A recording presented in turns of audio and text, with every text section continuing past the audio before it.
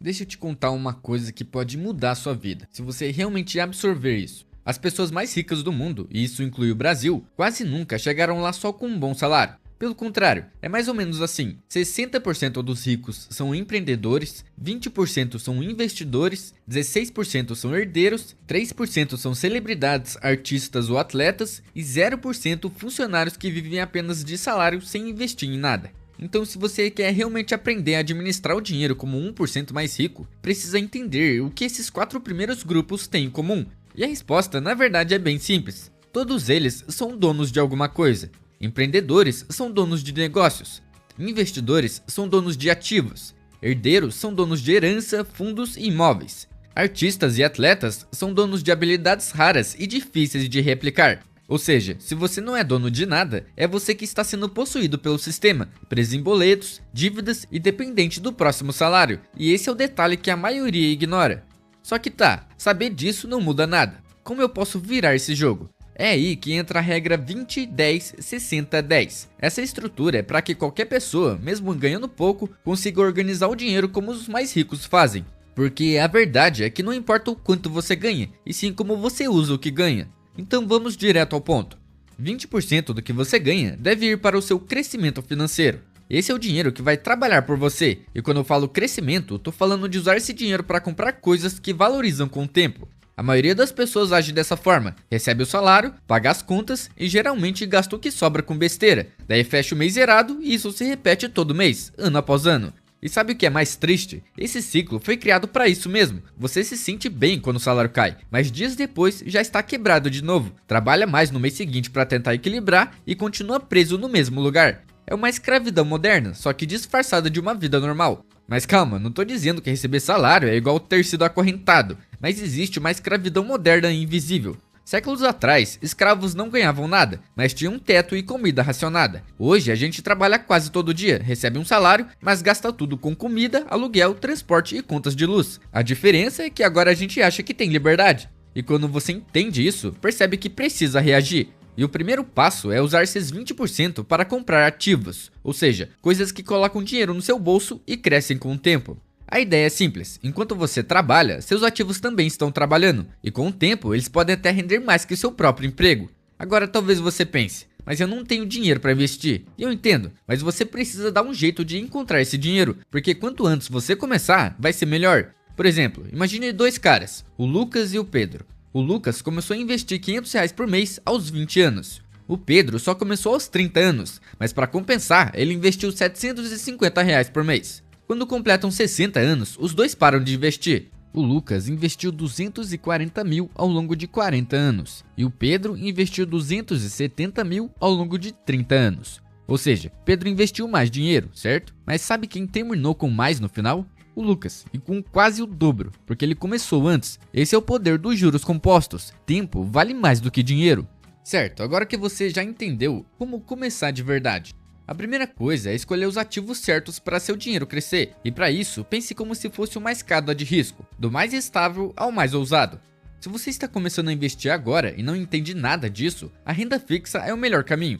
Atualmente, o CDI está em torno de 14,65% ao ano. Isso significa que ao investir em um título que pague 100% do CDI, você pode conseguir um retorno líquido de aproximadamente 12,5% ao ano. Só que isso não vai continuar para sempre. Se pegarmos o histórico dos últimos 10 anos, a média líquida de retorno da renda fixa ficou em torno de 8% ao ano, o que não dá um retorno muito alto, mas em compensação é muito mais seguro do que os outros ativos que eu vou falar. Em seguida, temos os fundos de índice.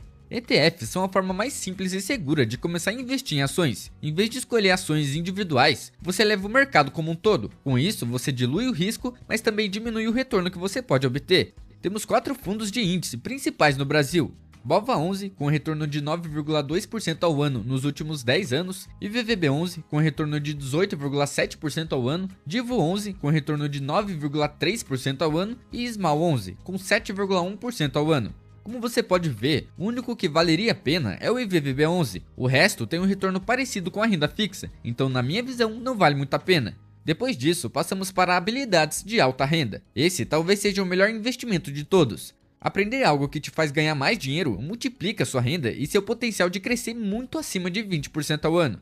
Por exemplo, se você investir 5 mil em bons cursos ou capacitação, em alguns meses trabalhando na área, você já recebe seu investimento de volta e os próximos anos são de puro lucro. E tem várias coisas que você pode fazer, como vendas, edição de vídeo, tráfego pago, programação, designer, copy, e também tem vários serviços braçais que estão em alta, como instalação de energia solar, manutenção de ar-condicionado, pintura e pequenos reparos residenciais, mercenaria sob medida, montagem de imóveis, aplicação de películas ou isofilme, enfim, tem muitos. A verdade é que qualquer área onde exista demanda e pouca mão de obra qualificada, o profissional que sabe o que faz pode cobrar muito bem, mesmo sem ter um diploma. O retorno dessas habilidades é muito mais rápido do que qualquer outro investimento e ninguém tira isso de você. Então sim, ele provavelmente é o melhor investimento que você pode fazer. Certo, agora passamos para os fundos imobiliários. Eles são como condomínios de investimento, onde várias pessoas colocam dinheiro para investir juntos em imóveis, como shoppings, galpões e prédios comerciais, e recebem uma parte dos aluguéis todo mês. Vou falar sobre 4 fundos para você ter uma noção do quanto um fundo pode ter de rendimento. Lembrando que isso não é uma recomendação de investimento, estou apenas dando exemplos. Temos o HGLG11, que nos últimos 10 anos retornou 15% ao ano, KNRI11, com retorno de 12,5% ao ano, GGCR11, com 17% ao ano, e o HGRU11, com retorno de 14% ao ano. Como você pode ver, o retorno deles fica bem acima da média dos ETFs que mencionei anteriormente, mas se pegarmos o IFIX, que é um índice que mede o desempenho geral dos fundos imobiliários, esse retorno fica em torno de 8,4% ao ano. Então você precisa saber escolher bons fundos, senão vale mais a pena investir na renda fixa, por isso é mais arriscado que os outros ativos que já mencionei. Agora chegamos nas tão famosas ações. Ações são pedacinhos de uma empresa que você pode comprar. Quando você vira sócio, pode ganhar dinheiro de duas formas: com a valorização desses pedaços e com os lucros que a empresa distribui.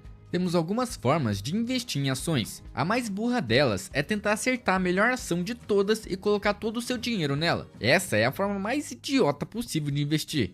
E a forma que eu considero mais sólida é simplesmente investir em 20 ou 30 empresas que tiveram lucro durante os últimos 8 anos. Por exemplo, se você fazer uma carteira com as 20 maiores ações da bolsa que deram lucro nos últimos 8 anos, dá uma média de retorno de 15% ao ano, com um risco relativamente baixo comparado a outras maneiras de investir.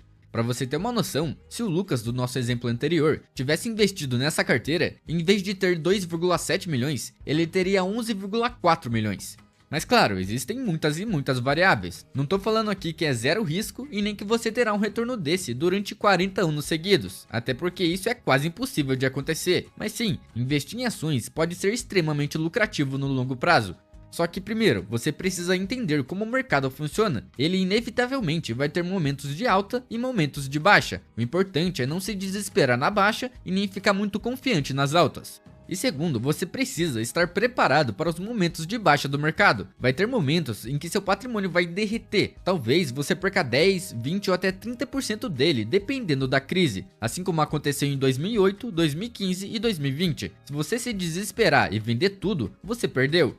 E como terceiro ponto, você precisa aportar dinheiro por tempo indeterminado, até chegar um momento em que você vai ter juntado tanto dinheiro que finalmente poderá viver do seu patrimônio. Contanto que você não tente acertar qual vai ser a melhor ação de todas e diversifique sua carteira, as chances de você ter um retorno de 12 ou mais por cento ao ano no longo prazo são bem razoáveis. E lembrando que nenhuma ação tem o poder de te deixar rico, o que vai realmente te deixar rico é trabalhar e investir. As ações apenas amplificam o crescimento do seu patrimônio. Em seguida, vem os negócios online. Hoje é possível empreender com um notebook e internet, infoprodutos, e-commerce, cursos, afiliados, serviços digitais. Dá pra ganhar muito dinheiro com isso, mas também dá pra perder muito dinheiro com isso, então tome cuidado. Provavelmente vai dar errado algumas vezes antes de você acertar. Por isso, antes de tentar, junte uma grana e tenha uma base financeira forte. Daí você pode arriscar com mais tranquilidade. E já que estamos falando de retorno, o retorno de ter negócios online pode facilmente ultrapassar 20% ao ano, se der certo, claro. E como último ativo, temos os investimentos alternativos. Bitcoin, ouro, itens colecionáveis, enfim, aqui, como todos os outros, você pode ganhar ou perder muito. A minha dica infalível é: não invista no que você não conhece, simples assim. Agora que você já sabe no que investir, a próxima etapa é entender como investir de forma prática e inteligente, porque não basta apenas escolher bons ativos, é preciso garantir que o dinheiro realmente entre no jogo e comece a trabalhar por você. Muita gente abre a conta na corretora, faz o primeiro depósito e para por aí. O dinheiro fica parado sem render nada e a pessoa acha que está investindo. É aí que entra o segundo passo, criar o hábito de investir todo mês de forma automática. A melhor maneira de fazer isso é programar uma transferência automática do seu banco para a corretora assim que o salário cair, e se possível no mesmo dia. Isso vai te proteger daquela tentação de gastar o que sobrou e te força a priorizar seus objetivos. É o famoso pague-se primeiro. Depois que o dinheiro estiver na corretora, o próximo passo é aplicar. Como eu falei, você pode seguir por várias estratégias. Você pode aplicar só na renda fixa, só em ações, ou fazer uma carteira diversificada com ações, renda fixa, fundos imobiliários e ativos no exterior. Pesquise, veja qual mais combina com você e comece a aplicar. E uma vez que seus investimentos estão automatizados, o seu trabalho é simples. Pare de mexer nas coisas e vá ganhar mais dinheiro. Porque a verdade é, quem constrói riqueza não é quem escolhe o ativo milagroso, mas quem investe de forma consistente e por mais tempo. Seu foco agora deve ser aumentar sua renda, para daí poder aumentar os aportes. É aí que entra tudo que eu falei no primeiro passo, desenvolver habilidades valiosas. Se você ainda não começou, aprenda algo útil. Comece com um bico, uma renda extra, mas traga mais dinheiro para dentro e invista esse dinheiro direto na sua liberdade financeira. Certo, agora vamos falar da segunda parte da regra, os 10% para a estabilidade. Essa é a parte do dinheiro que te mantém no jogo. Muita gente não percebe que nem todo o dinheiro deve ir para investimentos de crescimento ou consumo. Uma parte precisa ser guardada para proteger seu progresso. Porque imagine essa situação, uma pessoa que trabalha como autônoma depende do notebook para atender clientes. Um dia o computador simplesmente para de funcionar. Sem dinheiro guardado, ela precisa parcelar o outro em 12 vezes no cartão com juros. Enquanto espera o novo chegar ou consertar o antigo, ela perde prazos, clientes e toda a renda dela, o que cria uma bola de neve, porque ela vai precisar se endividar novamente no próximo mês para pagar o rombo do mês anterior. Tudo isso porque ela não tinha uma reserva. Se ela tivesse separado 10% do dinheiro para a estabilidade, a história teria sido completamente diferente. Muitas pessoas acham que tem um problema de dinheiro, mas na verdade elas têm um problema de estabilidade. Se vier uma conta inesperada, tudo desmorona. Mesmo que você esteja investindo, seria forçado a vender seus investimentos, mesmo se eles estivessem na baixa, o que poderia gerar um grande prejuízo. E é por isso que você precisa de uma margem de segurança na sua vida. E para fazer isso, você precisa seguir esses 3 passos. O primeiro passo é calcular seu fundo de estabilidade. Para começar, você precisa listar os gastos essenciais, coisas como supermercado, aluguel, contas básicas e qualquer serviço fundamental, como a internet para trabalho, por exemplo. Some tudo isso e você terá seu custo mensal base, digamos que seja R$ 2.300 por mês. Agora, multiplique esse valor por 5 meses. O resultado é o valor ideal do seu fundo de estabilidade. No nosso exemplo, isso dá R$ 11.500. A cada mês, 10% do seu salário deve ir para esse fundo, até atingir esse valor. Talvez você pense que esse valor é um exagero, mas confie em mim, quando a vida te der uma rasteira, e em algum momento ela vai dar, isso é inevitável, você vai conseguir se recuperar tranquilamente, sem desespero, sem se endividar e sem perder anos da sua vida pagando contas. O segundo passo é armazenar da forma certa. Agora que você já sabe o quanto precisa, tem que saber como guardar da forma certa, e aqui vão 3 regras de ouro. A primeira regra é que tem que ser de acesso rápido. Seu dinheiro precisa estar disponível em até 24 horas no máximo. Então nada de colocar em um investimento que só pode ser resgatado em 2030. A segunda regra é zero risco. Isso não é um dinheiro para investir, especular ou buscar um retorno alto. Então nunca coloque seu fundo de emergência na bolsa de valores, nem em cripto ou em qualquer outro investimento volátil. Seu dinheiro precisa estar o mais seguro possível. E a terceira regra é que tem que render alguma coisa. Só porque não é um fundo de crescimento, não quer dizer que ele deva ficar parado, porque dinheiro parado é dinheiro perdido. Então deixe em um CDB com liquidez diária, rendendo 5% do CDI. Por exemplo, se você tiver R$ 11.000 de reserva, seu dinheiro estará rendendo todo mês entre R$ 100 a R$ 110, só de você ter deixado o dinheiro ali. O terceiro passo é que você tem que acumular rápido. A maioria acha que montar um fundo de emergência leva anos, mas se você jogar com inteligência, pode ser muito mais rápido. Existem 3 táticas que se complementam e podem te ajudar a acelerar o processo. A primeira tática é a varredura do salário. Assim que o salário cair, 10% vai direto para o fundo de emergência. E você precisa automatizar isso, como fizemos com os 20% para o crescimento. Ele precisa estar 100% no piloto automático. A segunda tática é a promessa de reposição. Você se compromete que toda vez que usar o fundo, vai repor imediatamente. Por exemplo, se o carro estragar e você precisar gastar R$ 250 para consertar, ok, o fundo é para isso. Mas assim que o próximo salário cair, você coloca esses R$ 250 de volta, como se nada tivesse acontecido. E a terceira tática é economizar gastando. Pode parecer estranho, mas funciona. Use apps de arredondamento automático. Eles arredondam suas compras para o real mais próximo e guardam a diferença. Por exemplo, se você gastar R$30,50 em um lanche, o app pega 50 centavos do saldo da sua conta e guarda. Não é muito, mas ao longo do tempo isso dá uma boa diferença. Agora, quando o fundo estiver completo, você tem duas opções. A primeira é redirecionar esse dinheiro para o fundo de crescimento. E a segunda é usar o último pilar do sistema, os 10% finais que vamos ver daqui a pouco. Agora vamos para os 60% na regra, os essenciais. Esses são os 60% que alimentam você, não o seu ego. Surpreendentemente, mais de 63% dos brasileiros que ganham mais de R$14.000 por mês ainda vivem de salário em salário e não possuem nenhuma reserva. A maioria deles estão ocupados demais tentando parecer ricos em vez de se tornarem ricos de verdade. Isso mostra que você pode ter um bom salário e mesmo assim continuar quebrado todo mês. Eu já vi gente comentando no meu vídeo que ganha 20 mil por mês e ainda assim não consegue fazer o dinheiro sobrar. No final, não é sobre o quanto você ganha, mas o quanto você desperdiça. É muito fácil se enganar com aparências. Tem gente por aí cheia de estilo, roupas de marca, relógios caros, uma vida corrida, sempre em restaurantes ou um evento. Mas se você olha para a conta delas, tem 50 centavos, um cartão estourado e várias dívidas. Enquanto outras, que parecem mais simples, têm mais de 50 mil de reserva e absolutamente nenhuma dívida. E isso não é sobre parecer rico ou parecer pobre, é sobre escolha e consciência, porque riqueza de verdade não faz barulho, ela é construída no silêncio, sem precisar mostrar nada pra ninguém. O problema é que muita gente usa desculpas para justificar o aumento de gasto. Preciso de uma casa maior, esse carro vai facilitar meu dia a dia, eu mereço comer fora de vez em quando. É aí que começa a tal da inflação do estilo de vida, o aumento silencioso do padrão de vida que suga qualquer chance de acúmulo. Mas para você não cair nessa, tem alguns passos que você pode seguir para evitar isso. O primeiro passo é ter clareza sobre o que realmente é essencial. Muita gente não vai gostar disso, porque o que hoje é visto como essencial, muitas vezes é só um luxo disfarçado. Essenciais são o que te mantém vivo e funcional, ou seja, aluguel, financiamento, alimentação, contas básicas, transporte, seguro e roupas básicas. O que não entra nessa conta são pedir comida toda semana, a academia que você não pisa desde janeiro e os 3 ou 4 serviços de stream que você esqueceu de cancelar. Se você usa academia, beleza, mas se não usa, tá queimando dinheiro. A forma mais fácil de liberar grana é olhar seus extratos bancários e cancelar tudo que você não usa de verdade. Se algo não te ajuda a viver, trabalhar ou manter sua saúde, então não deve estar nos seus 60% essenciais. Mas tá, e por que limitar os essenciais a 60%?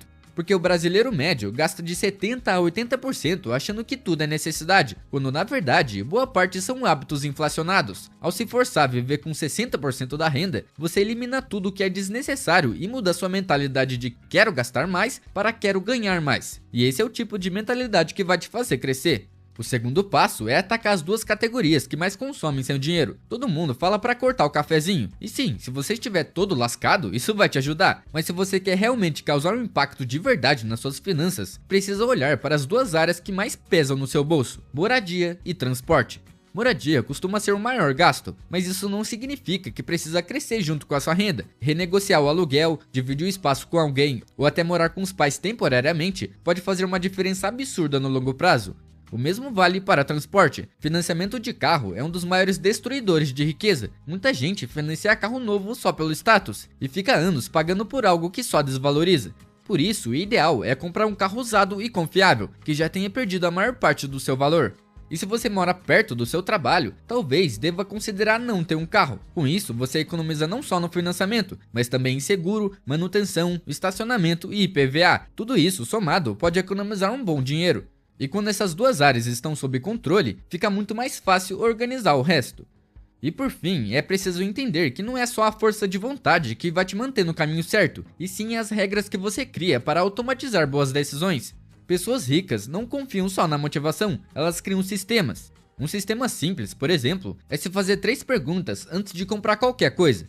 A primeira é: isso é uma compra por impulso? Se não for, tudo bem, mas se for, aplica a regra dos 7 dias. Espere uma semana e só depois decida se ainda quer. A segunda pergunta é: estou comprando pela marca ou pelo valor? Se for pela marca, repense. Roupas caras usadas poucas vezes têm um custo por uso muito alto. Já peças duráveis e funcionais, mesmo que mais simples, geram muito mais valor. E a terceira pergunta é: isso vai melhorar de verdade a minha vida? Se não for algo útil, prático ou que te traga um bem-estar real, provavelmente é só uma compra emocional para impressionar alguém ou aliviar o tédio. Com o tempo, esse processo se torna automático e você começa a tomar decisões melhores quase sem esforço.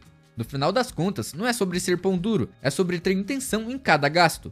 Os últimos 10% da regra são dedicados às recompensas, a parte que ajuda a manter a sanidade mental e emocional no meio de toda essa disciplina financeira. Porque dinheiro não serve apenas para crescer, se proteger ou pagar as contas, ele também deve proporcionar momentos de prazer.